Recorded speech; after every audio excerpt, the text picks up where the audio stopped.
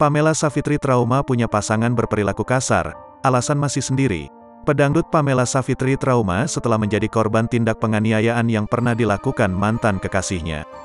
Pengalaman pahit itu dialami Pamela Savitri saat menjalin asmara medio 2015. Tidak hanya menjadi korban tindak kekerasan, Pamela Savitri juga sering mendapati foto-foto seksinya disebarluaskan ke publik.